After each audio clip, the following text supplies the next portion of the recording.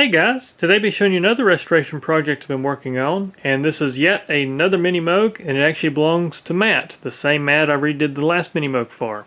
He actually sent me two Minimoogs at the same time, and they both pretty much got the same treatment. I went through them both and redid the cabinet, the woodwork a little bit, staining and urethaning, so they both match. And this one here wasn't quite as rigged up as the last one. It had a lot of mechanical issues as far as the key bed goes. The filter was a major problem. It did actually still work, but when I started listening to it in my diagnostics stage, I quickly realized that the resonance and all that wasn't quite like it needed to be. I don't see a lot of circuitry problems as far as oscillators go. Now your filter, on the other hand, does have a problem, and it has a tracking issue, and I'm going to show you this. So if we turn on the 440 Hertz reference, I'm going to hit this low A, kind of tune it up here just a little bit. So we got low A, but if I actually go here and I play anything outside these A notes, sounds great, not so great.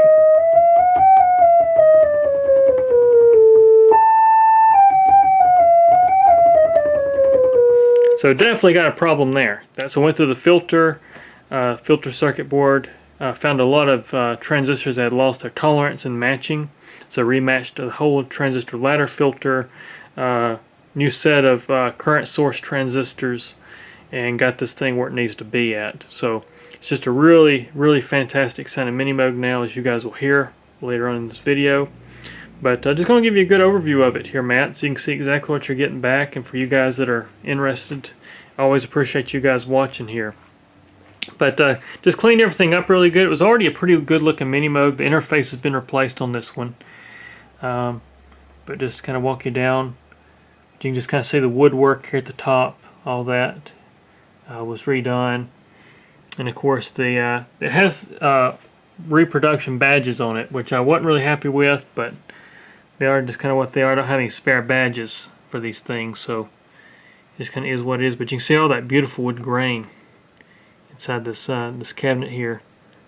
Absolutely beautiful, all the way down and across here. You can see how beautiful that wood is, all the way down. And of course, in the front, you can kind of see how that looks as well. But yeah, just kind of read it all, this cabinet here. Looks good all the way around. I'll take you around to the sides here. Of course, my lighting here is not that great. I wish I had a better lighting situation, but you can just kind of see how nice that looks. And of course, the back. I'll go down this way. Could probably be easier that way. You can kind of see just how great everything looks there. And just looks real good. Cleaned up the inside really good. The back panel, so all this has been cleaned up back here. And of course, this is your serial number, Matt. It's 2448.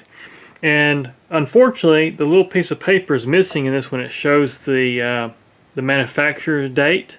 In these earlier units, it would have a piece of paper and they actually have initials of the people that went through the stages, unlike the later 73 Minimoogs, which is where you see they actually just put a yellow tag in there, and you'll see, maybe a signature with a date for final inspection, etc.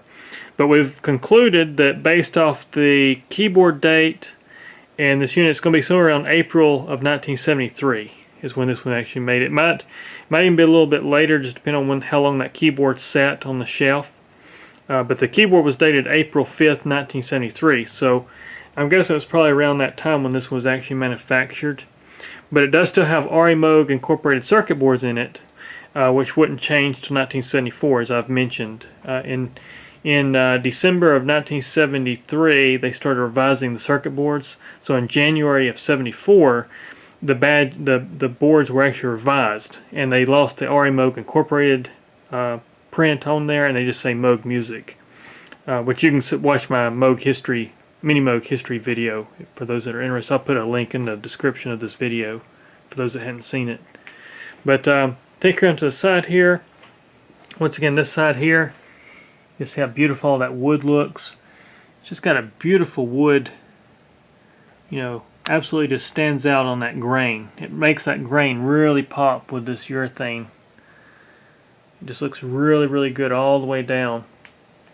But anyways, let me put the camera on the tripod here and I will give you guys a sound demo.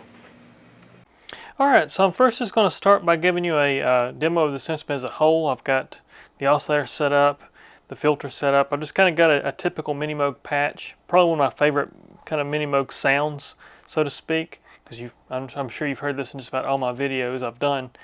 But like I say, I've spent a lot of time in this filter, so you'll really get to hear the harmonic content of this filter and how the subharmonics work against the oscillators, rematching all those transistors, and already have an RA Moog incorporated circuit boards, so you already got the early revision stuff.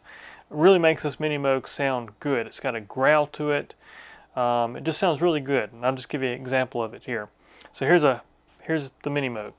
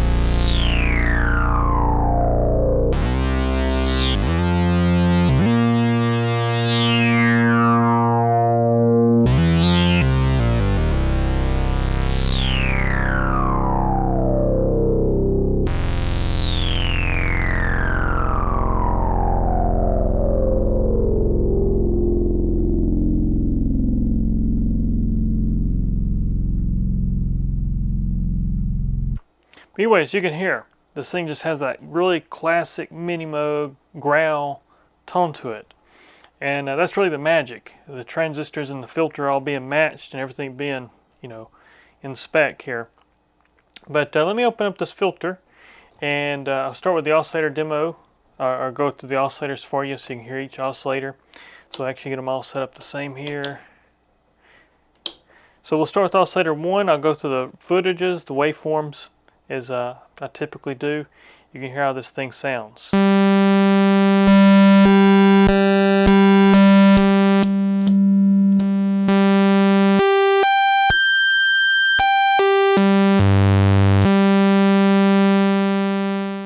Good clean volume pot. Switch is clean. There's oscillator 1, here's oscillator 2.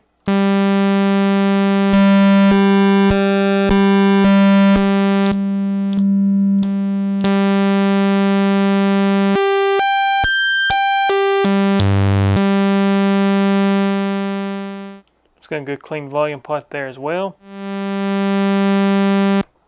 Here's oscillator 2, here's oscillator 3.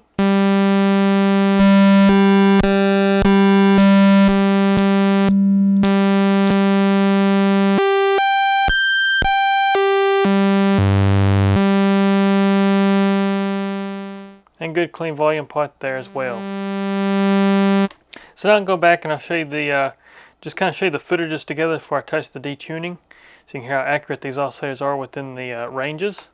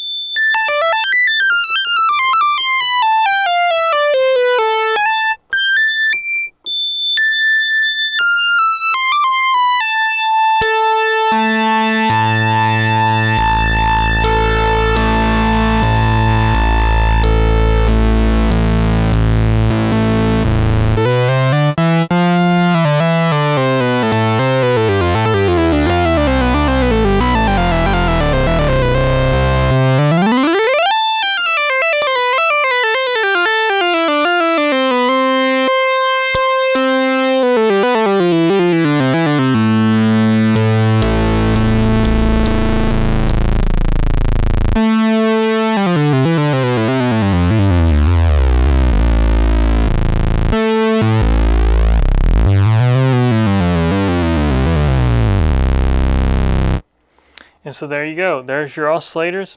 Now I'm going to show you the detuning now. So we'll go back to oscillator 2 only.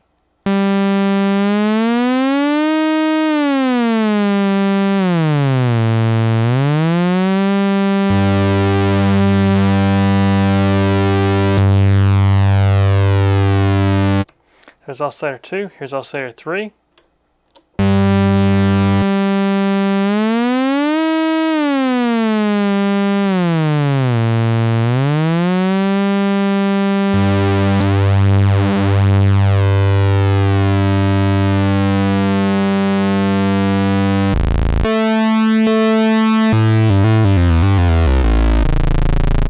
So you can hear them. There's your oscillators. So we'll turn those off. Here's your noise source. We'll start with white noise.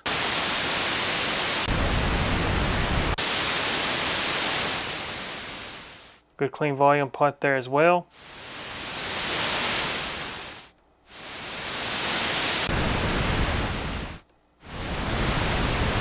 So there's your noise source. Now we'll go to the filter. So I'll get this filter set up where it tracks the keyboard. So we turn on our key tracking mode, 440 Hertz reference.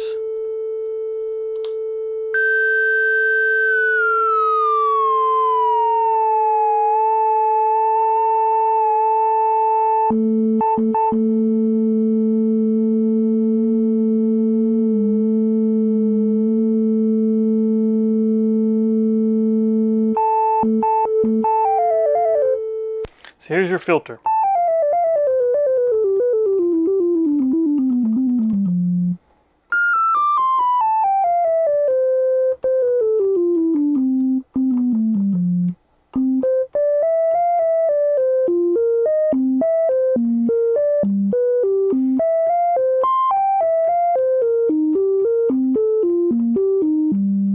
So there's your filter track on the keyboard. As you can hear, it sounds really good. That's just the filter you're hearing. We can turn key tracking off, so it's just going to be just a fixed frequency. You can hear. So here's tracking number 1 on only.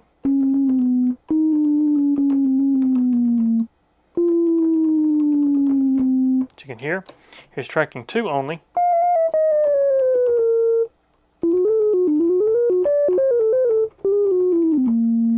So there's tracking 2. If we put them both together, then you got full tracking.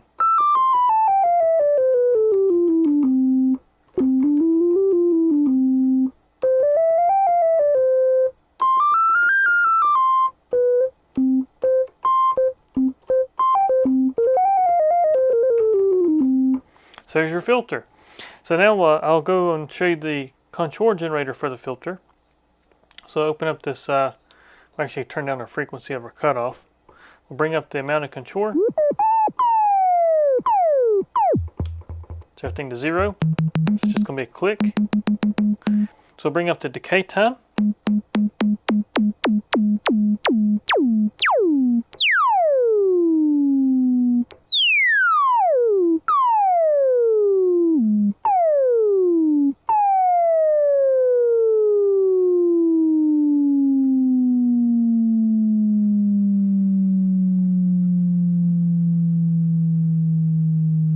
So there's your decay, here's your attack.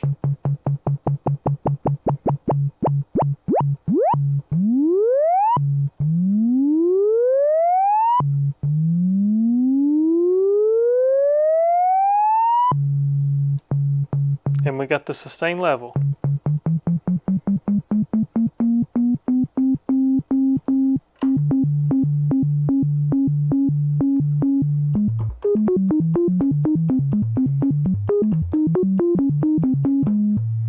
Kind of a cool feature there using that, but we got the sustain level set. That actually sets how far down your decay goes. So we put a little decay on it, rather than dropping all the way to 0. Allows you to kind of set a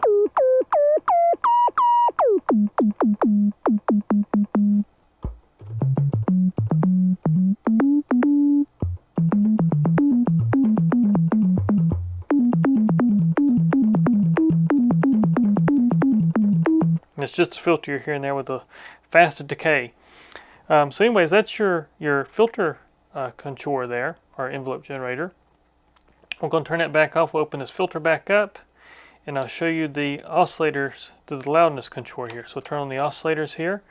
I will set the loudness control to 0, so it's just going to be a note, a quick little pop, as you can see. Bring up the decay.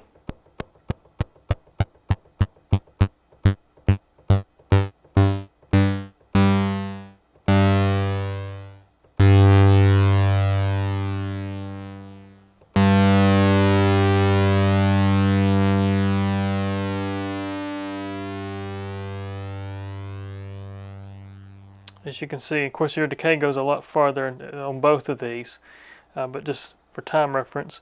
So we'll set it back to 0 on decay. We'll bring up the attack.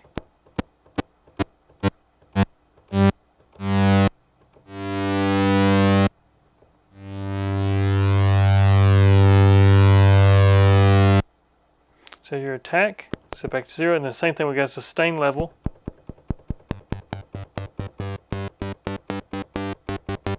Which that's how far the decay goes down.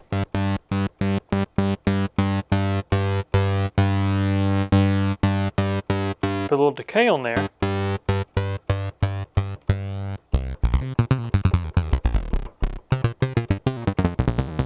Those nice little percussive pops.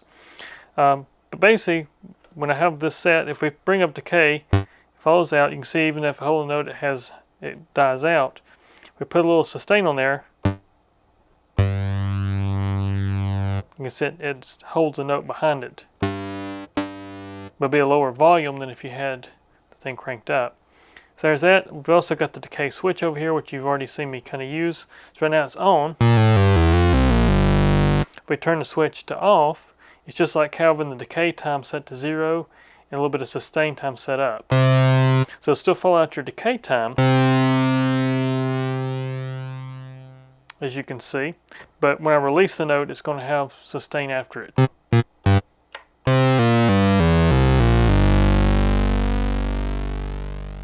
And it'll follow out the decay time with its sustain there. So that's how that all works. It's kind of like a release switch. So that's your envelope generators, your filter, your oscillators. Now I'll go over the modulation section. Also, we'll go back to oscillators right quick. I'll show you that your dead zone works. I did the dead zone mod to this one. So here's oscillator 1 only.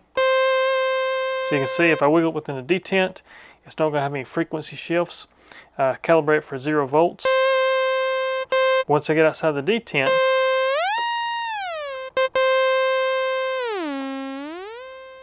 it makes the pitch wheel much more usable.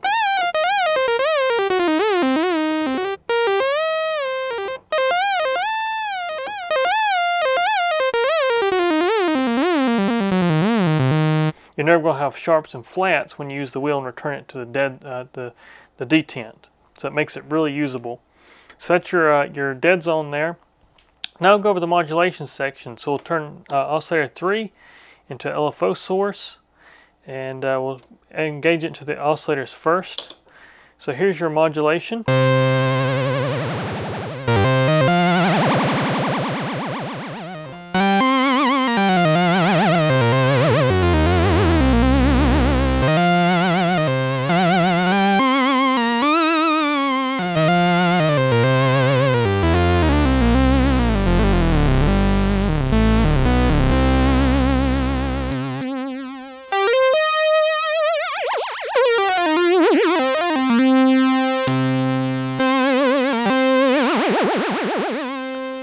So there it is, using oscillator 3 as an LFO source. We can also inject noise using this modulation mix.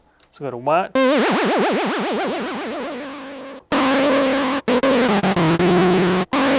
We can switch it to pink.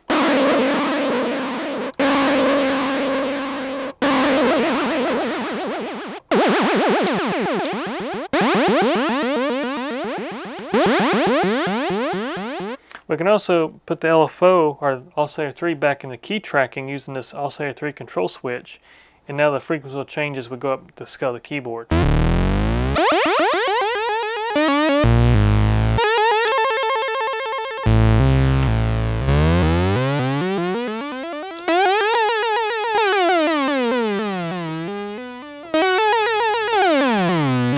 Get some kind of Devo kind of stuff there. So that's That's your modulation into the oscillators. We can also modulate the filter. So we'll get this fixed up here.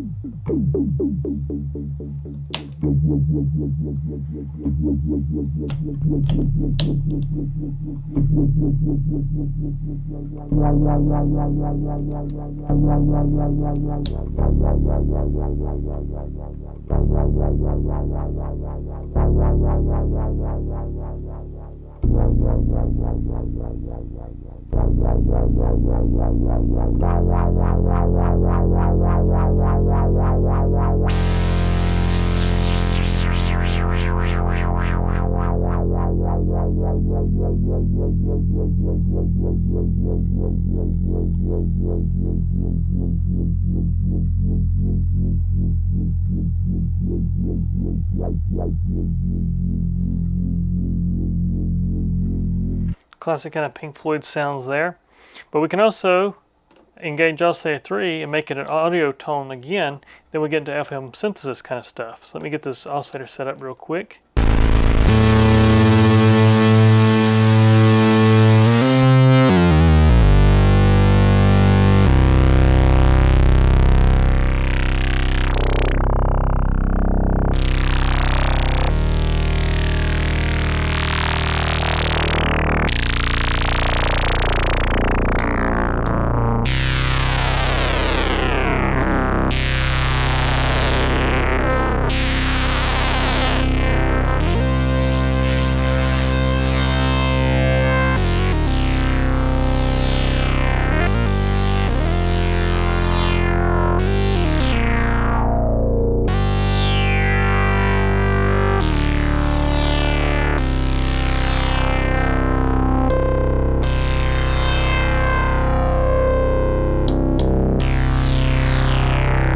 There's also a lot of things that happen in these early Minimoogs too, just detuning this Oscillator 3. You can get some really kind of morphing kind of stuff happening. So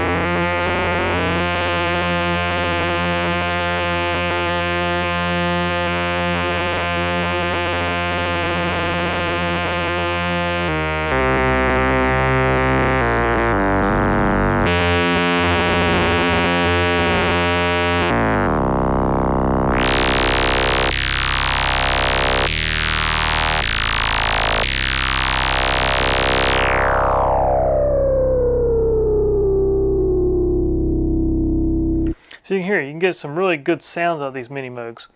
We'll also turn tracking off on the Oscillator 3. We can make the Minimoog talk.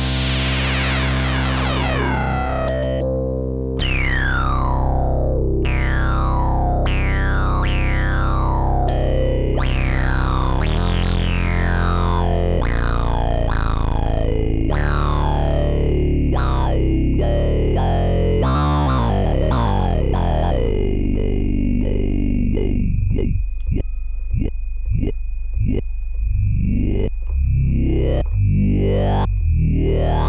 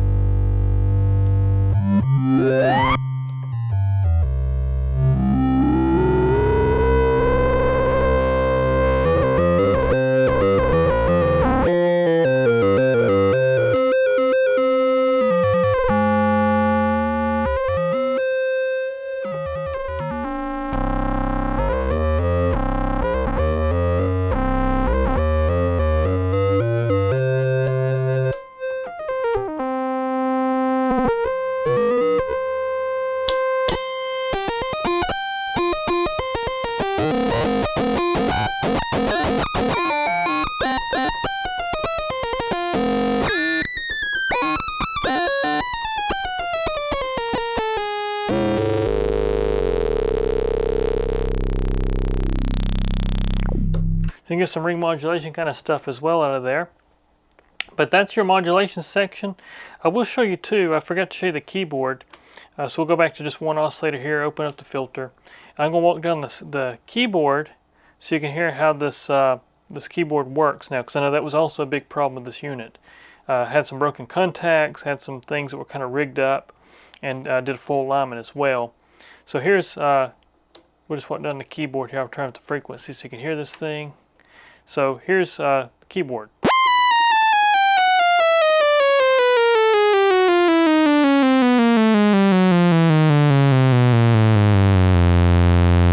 So you can hear, and the same trick, I always like to hold the highest note and walk down the keyboard.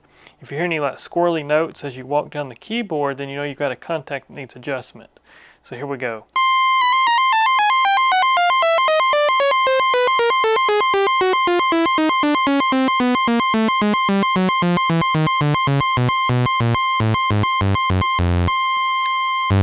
So as you can hear, works great. So your keyboard's all healthy. Everything's working like it's supposed to here. But I'll also show you the glide right quick. You heard it a little bit there on that first part, but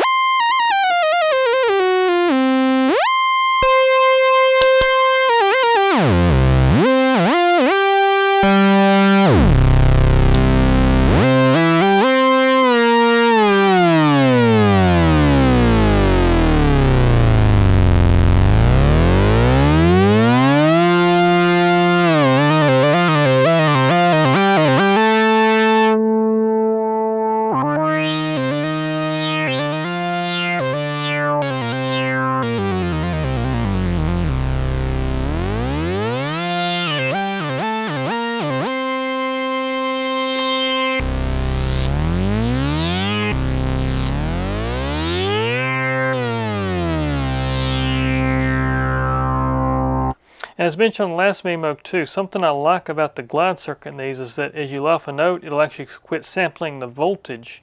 So you actually can get in between notes with your glide circuit.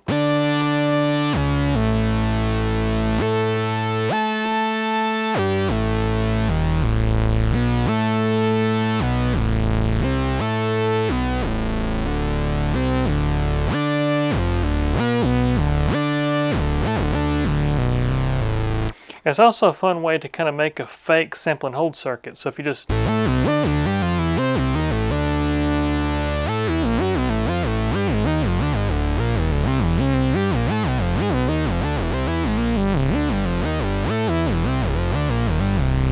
it's kind of a way to fake a sample and hold as well there. But anyways, Matt, I just want to take a minute here and give you a good demo of your Minimoog. And really do appreciate you letting me work on your second Minimoog here and redoing the wood cabinet and all this kind of stuff. It's just a beautiful Minimoog. I think you're going to be really happy with it. And really do appreciate it. And for all you guys that watched my video, appreciate you guys watching as always. And there'll be more here to come here very soon. Got a lot of stuff behind me here. But we'll have more videos here very soon. Take care.